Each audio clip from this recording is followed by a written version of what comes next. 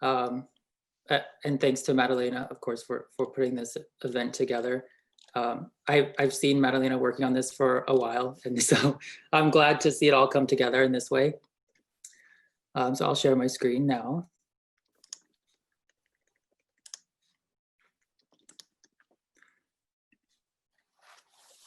I have a lot of images in my presentation, so I made it a PowerPoint, but I've never presented as a PDF. So I've never presented as a PDF, so we'll see how it works. But here we go. Okay, so while I share Dr. Stamp's feeling of being slightly intimidated, but of course, also looking forward to the discussion.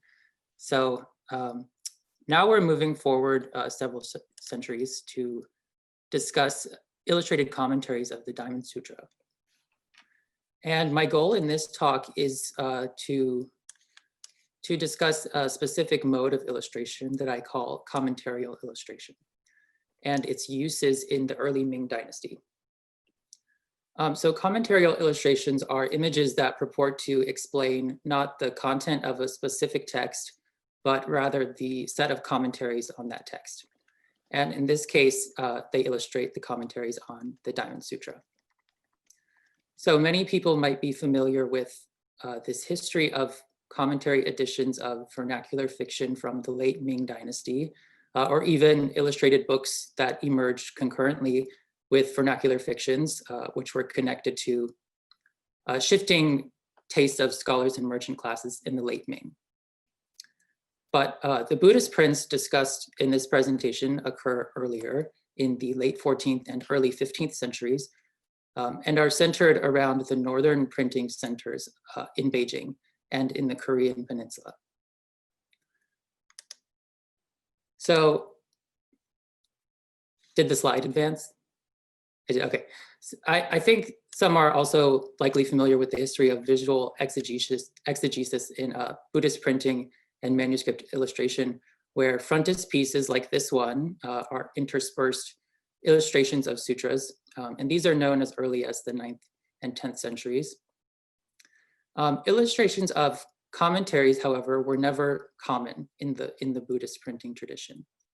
So today we'll look at the origins of this mode of illustration, which first appeared in printed books in China and Korea during the 14th and 15th centuries. It was during this period that collected commentaries on the Diamond Sutra were edited and illustrated in large publications for the first time, sometimes with more than 50 full-page illustrations. So before discussing the history of these illustrated books, first, I want to just show an example of a commentarial illustration. So an illustration like this one appears across 1.5 pages of an accordion printed book. And when reading, the illustration is inserted into the middle part of the Diamond Sutra text that it purports to explain. So here we can see this illustration occurs in the middle of chapter 32, or the last chapter of the sutra, which is given the title, The Delusion of Appearances. So within the illustration frame itself, there are several visual and textual elements. And the most important one for this presentation is the commentary, which is placed in a rectangular cartouche at the top. So the Diamond Sutra is a relatively short text, but it attracted numerous commentaries from both lay and monastic writers in China since the early 5th century. This particular commentary was written by a person named Yefu Daochuan, who was a monk of the Song dynasty. And at the top right corner, we see his name and also which aspect of the sutra he's explaining. And then we see 4 lines from his exegetic poem, which is excerpted from his collected commentary on the sutra. So the poem reads, the thread hangs down 1,000 chi. After each wave comes rocking, 10,000 more follow. On a still night in cold water, fish do not eat. With a boat full only of moonlight, I make my return.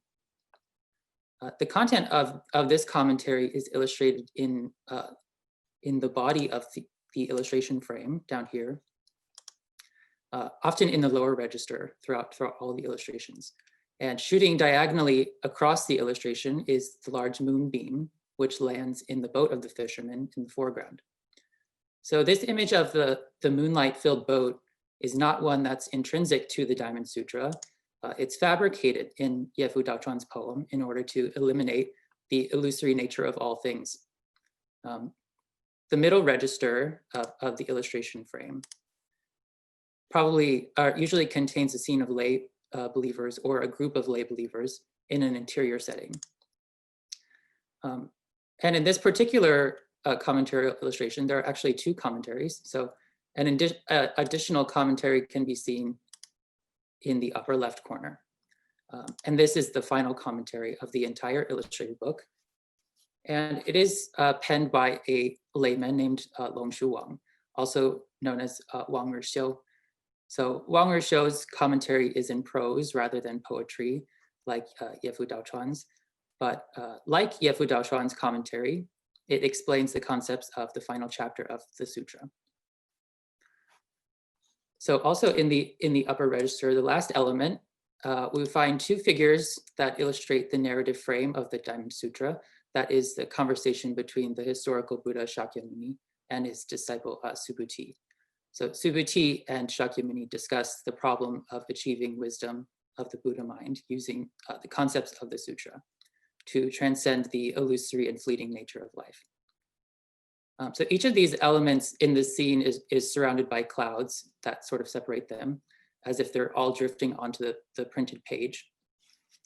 And together they provide a very specific explanation of the content of a difficult sutra. So to utilize both commentaries and illustrations in this way actually makes for kind of a complex reading / viewing experience. And that's one of the reasons why I think these editions were rare in the tradition of religious printing. And I do apologize for putting so much text on this one screen, but I want to show the complexity of the reading experience. And also keep in mind that this is just one page among 46 full-page commentarial illustrations in the book. And the book itself also contains many other modes of illustration, including a frontispiece and illustrations of miracle tales, which I won't talk about today. So this presentation today will cover 3 parts. And one goal of the presentation is to survey the known extant editions of illustrated commentaries of the Diamond Sutra and to compare the ways that they construct the commentarial illustration. But this project is very much quarantine labor of love. So I've tried my best to locate and obtain a lot of images, but due to lack of access, some editions are not really available or only available in poor reproduction. But among the editions that I was able to access, it became clear that all of these illustrated books from China to Korea, from the end of the Yuan dynasty to the middle of the Chosun period, were aware of and built on previous editions. And in fact, the subsequent publications are all repackaged forms of the text and illustrations of the earlier imprints. So in other words, each repackaging was designed to address the needs, or maybe the imagined needs, of a diverse group of readers. And eventually in the year 1475, the whole book is published with an imperial preface, so it came under the auspices of imperial interest in China. So with this in mind, the second goal of the talk here is to look closely at the instances of repackaging. And at the end of the presentation, I'll also turn to examine the dedicatory information of one of the books from the Xuande era and make suggestions about possible readership for the book, which I believe consisted of a community of Indian-influenced readers in Beijing during the 15th century. And I'll also offer an interpretation about the function of the illustrated book in the context of that community. So the first section, what are the origins and development of commentarial illustration? I've been able to identify several imprints of 4 or possibly 5 editions of these illustrated books, illustrated commentaries of the Diamond Sutra. And the first is a Yuan Dynasty compilation. The colophon on this imprint shows that it was printed in 1338 in the Penglai ward of Daidu, the capital of Yuan dynasty at the time. So this imprint was actually discovered in a statue at the Wangryong Sawon in Gyeongju, South Korea. And I haven't seen images of this version other than the frontispiece, so I haven't been able to confirm that it actually contains illustrations of commentaries. The second is a Goryeo era compilation printed in the 23rd year of the Zhejiang reign, 1363 in Namwon, South Korea. So this colophon, this edition states that it was based on a Yuan edition, not necessarily this Yuan edition, but a Yuan edition, but with a complete rewriting and recarving of the text and images. And all the calligrapher, illustrator, carvers, and donors are all named in that colophon. During the Xuande era, a new edition with full-page illustrations, which is the one that I just showed at the beginning of the presentation, was published in Beijing. And the colophon on this edition notes that it was published, or the donor lived in Huanghua Ward in Beijing. During the Chenghua era, in the year 1470, so a little bit before the print that's illustrated here, the emperor, another imprint of this edition was printed. And then shortly after, in 1475, the Chenghua emperor decided that he wanted to slightly refine the book. As we can see, it looks almost exactly the same, but he wanted to slightly refine the book and republish it with an imperial preface. And I think that's probably also in Beijing. So lastly, throughout the Chosun period, the Goryeo edition from 1363 was reprinted many times at the Guanghengsha Monastery. And these appear to be the same as the Goryeo edition, but with recarved blocks to replace the old ones that had been damaged over time. And additionally, the Chosun period prints are bound in codex rather than accordion format, like all of the previous editions. So in all of these cases, from 1363 Goryeo edition to the Chenghua edition, it's clear that the editions are based on a core set of texts and paratexts and are not simply different visual interpretations of the sutra. So in other words, the differences and alterations that occur between each edition can be thought of as repackaging the core set of text and paratext.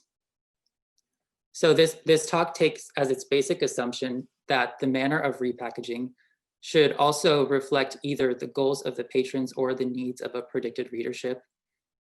And those are not always different. And in the interest of time and also due to lack of some lack of accessibility, I'm going to focus mainly on the Xuande edition, comparing it with the Goryeo and Chosun editions. So now let's look at how the books were repackaged by seeing how the Xuande edition altered the previous editions from Goryeo. And I should note something just here. I'm going to use the Chosun edition to describe the format of the Goryeo edition because there are better pictures of the Chosun edition. And I don't have pictures of every page in the Goryeo edition. Okay, so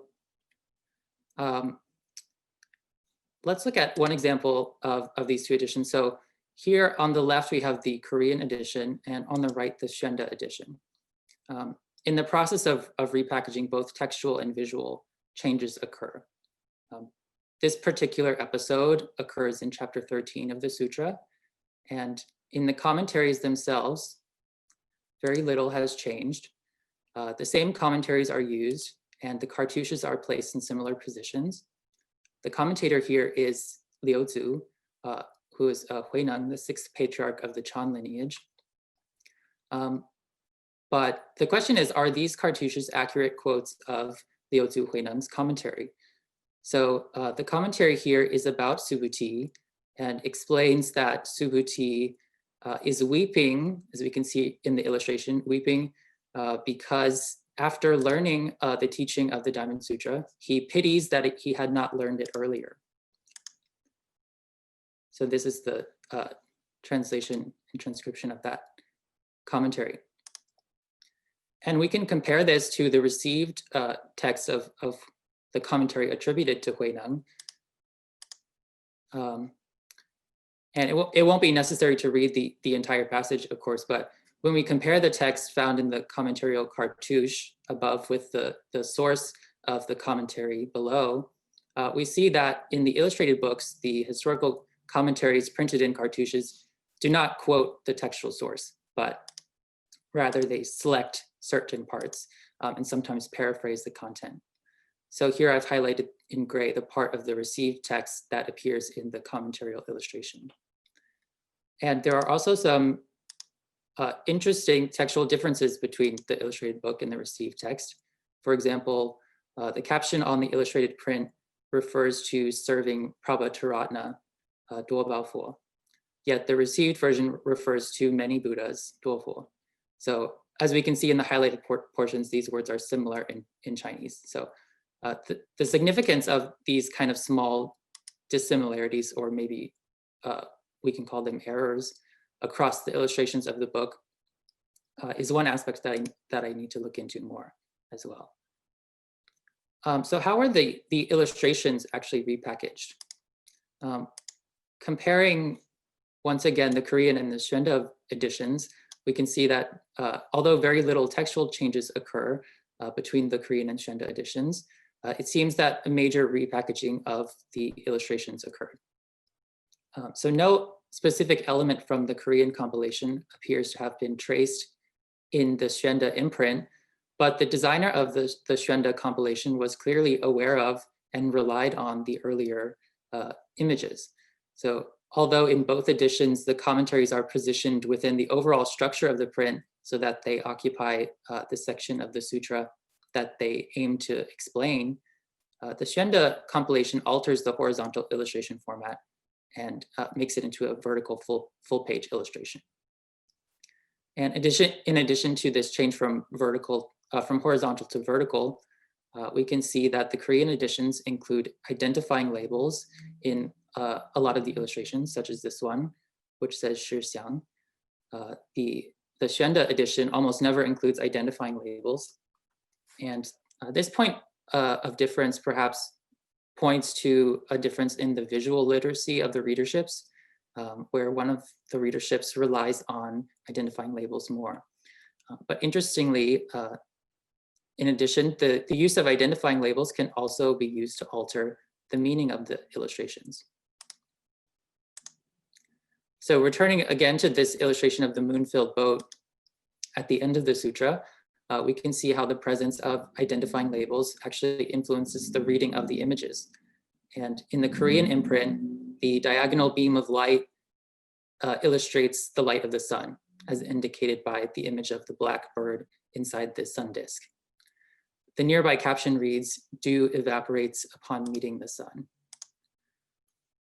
This phrase is excerpted from the commentary caption, and it provides a kind of textual guide for navigating the illustration by rerouting the viewer/reader back to the commentary.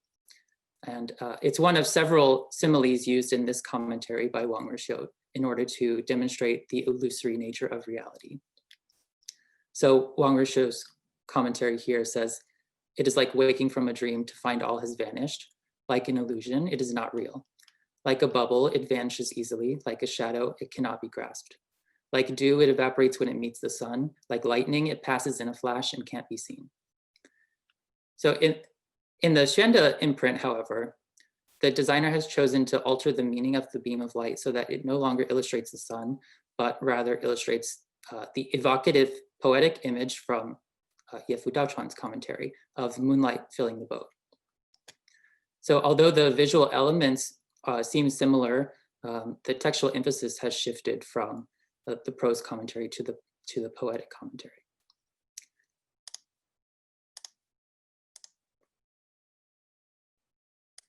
So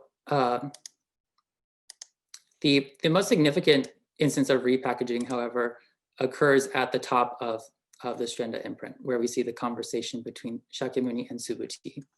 Here, in almost every commentarial illustration from the book, the figure of Shakyamuni Buddha appears, sometimes in conversation with Subhuti. And in one sense, this conversation simply fills the space created in the upper register, a space created by the transition to the vertical format. But in another sense, the Xuanda imprint creates a kind of historically minded image of the transmission of understanding the sutra's contents.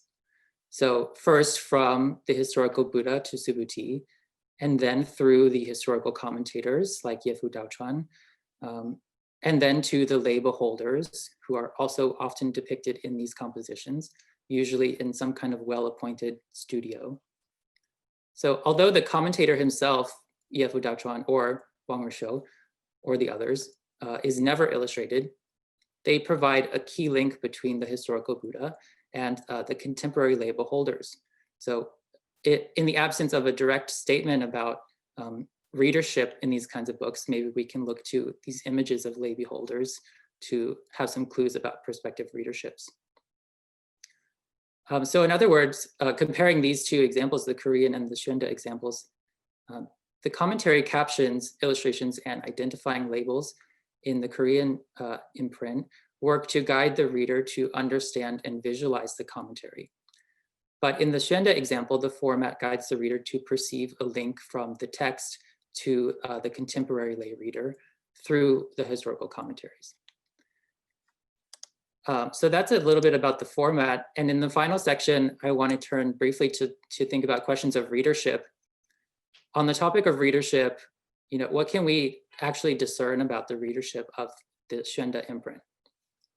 So to answer this question, we have to look slightly beyond the composition commentarial illustrations to the end of the book where we have a colophon. This colophon identifies as the patron a certain Tian Yamida, which is a strange name, who lived in the Huanghua ward of Ming era Beijing. This particular patron has not been identified as far as I know, but the latter half of his name, Yamida, is likely a transcription of a Sanskrit name and points to the influence of an important esoteric sect in Beijing during the early Ming period, which is sometimes called the Western Heaven sect, the Xitianjiao. So under this sect, many adherents adopted Sanskrit names. And during the Ming dynasty, the most prominent figure of this sect was the monk named Zhiguang, who also has a Sanskrit name. And he was a Chinese monk known by the Sanskrit name of Janarashmi, and he was the recipient of imperial favor in a few different parts throughout his career, and at one point named the great state preceptor during the early Ming. So Zhiguang's teacher and predecessor was named Sahajashri, which means something like innate auspicious. So his Chinese name captures the meaning of his Sanskrit name, not transcribes the sound of his Sanskrit name. And Sahajashri was a monk from Kashmir who came to China during the Zhejiang reign of the Yuan dynasty. And both Sahajashri and Zhiguang were involved in large-scale translation projects. So they played an important role in the early Ming. And Zhiguang is also recorded as having thousands of students, many of whom adopted Sanskrit names. And the presence of this group and their influence in Beijing during the late Yuan and early Ming dynasties has, I think, only recently been delved into and serves as an area that deserves more research. But with this community of readers in mind, we can maybe return to the Xuanda print and explain what might be one of the most interesting examples of repackaging, which is the end-piece pantheon. So this end-piece pantheon is included at the final part of the sutra, and it includes some esoteric deities, luminous kings, Mingwang, which were not present in previous editions, and also reflects, the rich influence of esoteric sects through schools like the Western Heaven in Beijing during the early Ming. So as it turns out, the Illustrated Diamond Sutra is not the only massive illustrated publication project from this time that bears the influence of Zhiguang, Sahajashri, and the Western Heaven sect. Another illustrated book, which was likely adapted and repackaged by Zhiguang and his followers during the Ming, is The Origin and Transmission of Sakya's Lineage, Shishi Yuanliu. This book contains 400 distinct episodes from the life of Shakyamuni Buddha, and talks about the transmission of his teachings in India all the way up to the evolution of Buddhism in China through the Yuan dynasty. A scholar named Cai Sui-Ling has conducted a kind of a very interesting study of this text. And she shows that the book was first compiled in 1425 and then repackaged in 1436. And the repackaging consisted of the addition of several new episodes like this one. So this is one of the new episodes in the 1436 edition, which we think Zhi Guang was possibly behind. And why do we think that? Because this new episode is about the meditation master benefiting the world, which, as we know, is a title for Zhi Guang's predecessor, Saha Jiashri. So Zhi Guang basically inserted this image of his predecessor into the story of the history of Buddhism. And the caption itself also mentions Zhi Guang by name. So another one of the additions in this book, The Origin Transmission of Shakya's Lineage, we also have an illustration of 10 luminous kings, which might remind us of the addition of the esoteric pantheon at the end of the Illustrated Diamond Sutra from the Xuanda era. So although actually there are some interesting differences between the grouping of the luminous kings in this example and the Xuanda example, which I won't go into right now, but I think is also important for understanding these books. But the question is, how do we explain the addition of the episode of Saha Jiashri to the end of the illustrated book, The Origin and Transmission of Sakya's Lineage? So I think it's, in that case, maybe a little bit simpler, because naturally Zhi Guang would like the story of the origin and transmission of Shakya's lineage to end with an episode about the contributions of his own teacher to the Buddhist religion. So this packaging sort of makes sense and can be considered as a historicization of his lineage. But returning to the Illustrated Diamond Sutra, however, the assertions made at the end of the Illustrated Diamond Sutra are a little bit less overt. But I think it might be possible to detect also maybe an interest among Zhi Guang's followers in Beijing to promote their specific interests by repackaging a book that is very historically minded with an esoteric pantheon in this way. So thinking about these less overt statements in the Illustrated Diamond Sutra, which, you know, it's not like they inserted images of Saha Jiashri into that book. It's my opinion that the Illustrated Diamond Sutra book of the Xuanda period was not sponsored directly by Zhi Guang, like The Origin and Transmission of Sakya's Lineage, but rather shows the influence of maybe one or a group of his students. So in conclusion, this talk looked at a set of commentarial illustrations in China and Korea in their origins and filiation. And in pointing to the existence of, in this last part, a highly productive readership in Beijing, which repackaged existing publications in massive projects, I hope to draw attention to some of the unique aspects of a generally understudied period in the history of Chinese printing.